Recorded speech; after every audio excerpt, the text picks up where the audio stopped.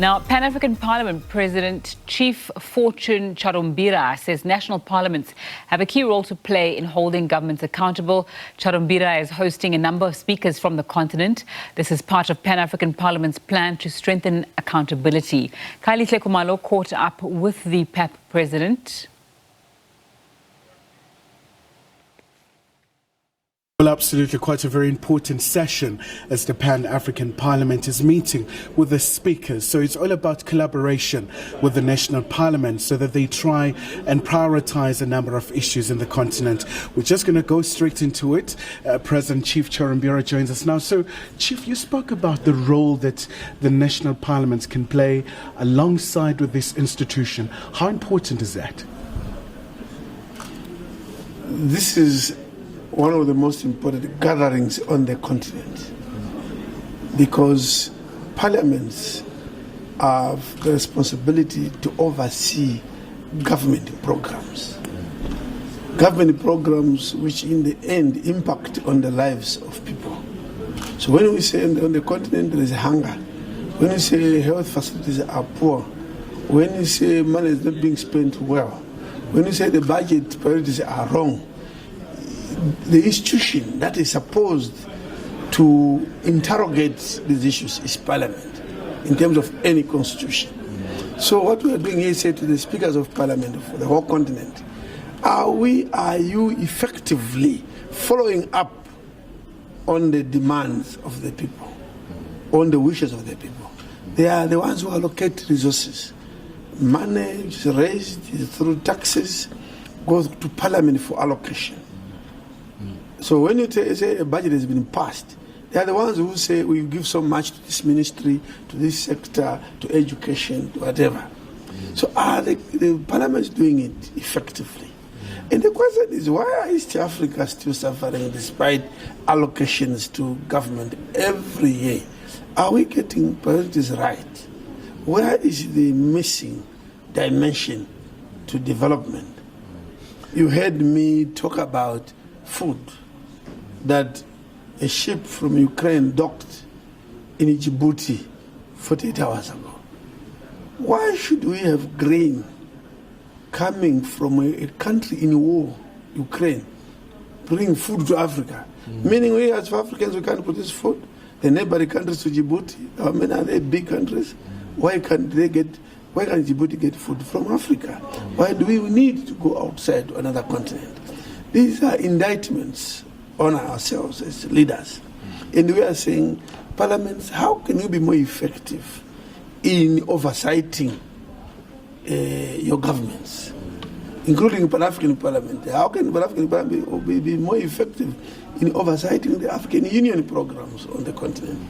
You see, we have been given here pathetic figures on the side of Africa that vaccination rate, Africa has only vaccinated 22% of its population. You've had like America, they are over 70, and the global average is 61, but we are on 22. So these are issues that need to confront, and these are the institutions. These are the institutions that are supposed to follow up on the progress on every index of development. And once again, Chief, you spoke about the importance of peace and security. We know that, you still do have the pockets of conflict, M23 in the DRC, and of course the issues also, within the SADC region in the northern part of Mozambique. So how do we address these critical issues so that we get it right in terms of intra-Africa trade? First of all, as you say, the Africa Continental Free Trade Area Agreement can only yield results if we have peace and we can trade across countries. People freely, goods freely move. When there is insecurity, it means we may sign these documents, but the actual volumes of trade may not rise to the levels that we desire. As to how we should address issues of peace and security, Africa should come together, have a standby force for the continent, and be able to crush any situation.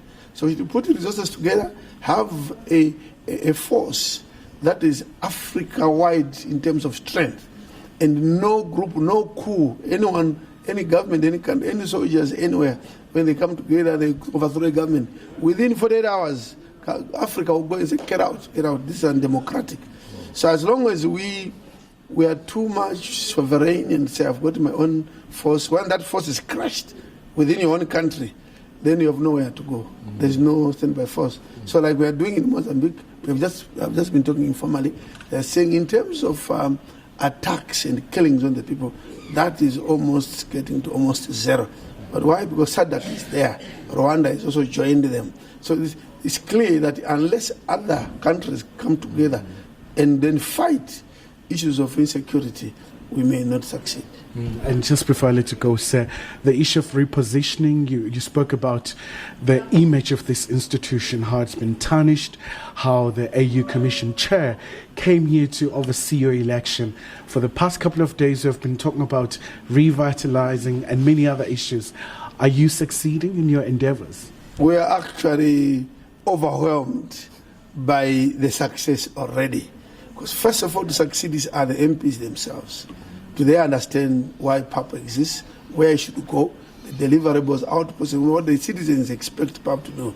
That message has motivated our MPs now, even to restructure our own committees. So the public, the comments we're getting from the public, they are saying we're in the right direction. So indeed, we are succeeding. All right. Chief, thank you so much indeed for your time. Of course, that's the Pan-African Parliament President talking about a number of priorities that they are looking at, especially because, these are just the last few days remaining before they conclude their session here in Midrand.